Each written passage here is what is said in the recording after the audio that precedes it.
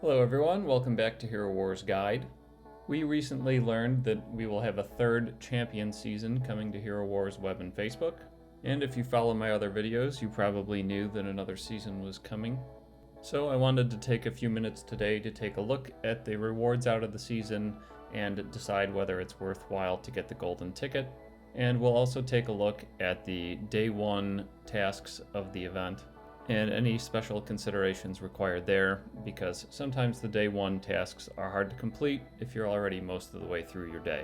The season starts May 1st, but if you're like me, a web player in the West, then for you that actually means Sunday night on April 30. Alright, so let's get into the rewards. You'll see a new season here at the bottom of the bundle list. I'll provide a link to this in the video description as well. But you'll see Champion Season 3 here at the bottom of the bundle list on the Hero Wars Guide website. Alright, so taking a look at the value of the ticket. For me, this is going to be a pretty clear case. If we come into this, you can see that the ticket cost at base level is $45, and you would get a little over 57,000 emeralds for that at VIP 15 from the 4X Emerald sale.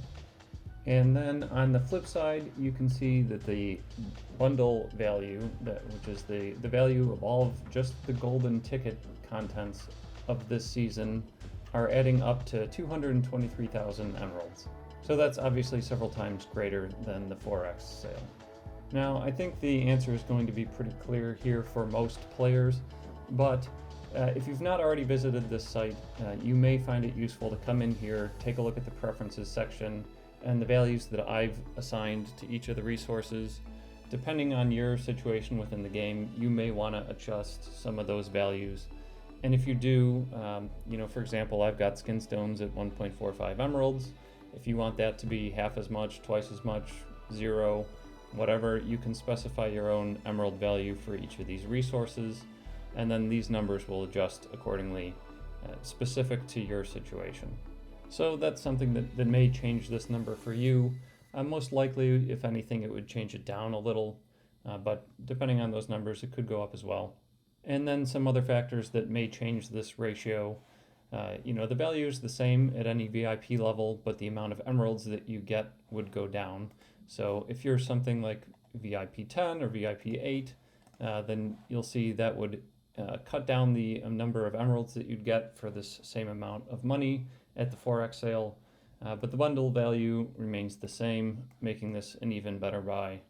Also, if you are at 15 or any level really, but you're getting it through a chain of exchanges through your guild, maybe one person buys it at $45 and then sends it to the next person, and so on until the last person pays back some amount to the person who kicked off the purchases. Then, maybe this costs $32.50 instead, then that is also going to drive up the ratio pretty considerably, because again, you're spending a little bit less money, but the contents here are going to be the same.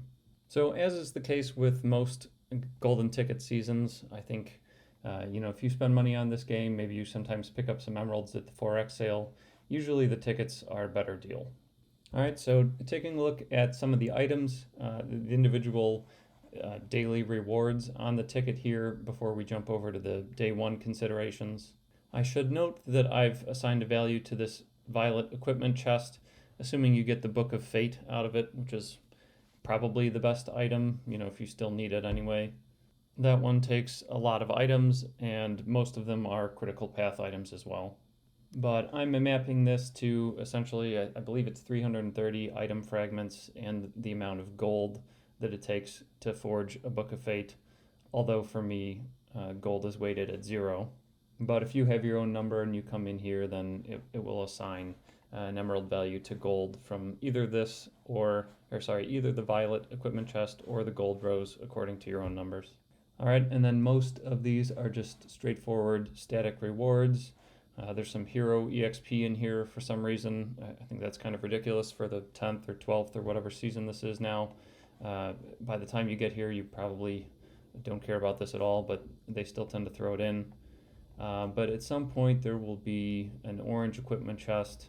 Yeah, here. So again, I have based my numbers on the All-Seeing Eye, but I think Shining Armor and the Creator's Feathering are the same number of fragments, so the numbers would work out to be the same in any case there. All right, then we have some more static rewards until we get to the red equipment chest. My numbers for this one are based on the Drommer's Fancy, which I think is one of the better picks. Depending on which heroes you're building, you may want different options there, although I would suggest that pretty much everyone should stay away from the Lotus item, just because you don't need very many of them, and most of the fragments that make that thing up are going to come to you for free as you raid other missions. And then the last two rows here, the red Gift of the Dominion. So this one you can use to upgrade any hero of any rank, but I would suggest that you hold on to it until you've got someone at red +2 with no items equipped. You can then use it to bring it up to red +3, or which is just red +2, but with all the items filled in. And the value of the items that it might take to level up a hero there can swing pretty widely, actually, but the average is 3,456 fragments across the 35 heroes that I've spent any time looking at. So I've assigned my emerald value according to that. But hopefully, you end up picking one that's a little bit above the average, and then it'll be worth even more. And then finally, the champion box. I have not recorded my openings of these in the past, so my value here is just based on an even distribution of all the possible results of opening these things, and that may not be a perfect representation of what actually happens, but it probably gets us into the right ballpark. And then the quantity here may vary as well. You get an extra 10 for each level of the season that you complete with a golden ticket, but then you're also likely to complete far more extra levels of the season if you do have the golden ticket. So it's actually 12 per level at a certain point. So this exact number may vary, and if you have different expectations for yourself, then you can adjust it, and the value up at the top will adjust accordingly. All right, and then I promised that I would talk about some special considerations for this season in specific. And so for that, let's take a look at the day 1 tasks.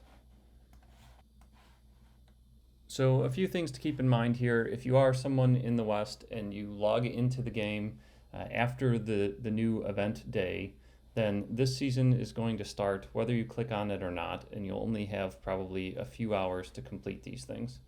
That can then be a challenge if you've already done all of your daily tasks for the day. This season is particularly interesting because it also starts at the exact time that the Julius event ends, and we recently learned that Guardians of Outland will be starting at the same time as the Golden Ticket season. So there's a particularly unfortunate interaction between these things for players that are under level 130, where the last day of the Julius task is going to want you to open 5 chests in the tower, but here you have to do damage in the tower, so really you can't complete both of those things. Although I guess, if you're on this season, then the odds of you being under level 130 probably don't really exist anyway. So you can maybe scratch that one. But then you do have to win in the arena using a healer, so hopefully you've got a fight left over there. And if you level up a glyph to finish this quest, then that might make things a little bit harder for you to achieve your guild activity goals for the following day. And then finally, there's one of those lousy 7-day tasks to obtain 25 Hero Soul Stones from the Heroic Chest. So you'll probably want to hold off on opening the Hero Chest that day. This one will be kind of a double bonus because we have Guardians of Outland starting on Sunday night, again, if you're in the West. So every last extra soul that you can get out of that will be helpful for that task as well. All right, so generally, I think it's good that we're getting another season here. These things provide pretty good rewards relative to 4X and any other offers in the game. So apart from these kind of bummer quests that we see sometimes, I think they're a good thing. Anyway, hope this helps you plan, and I'll talk to you again soon.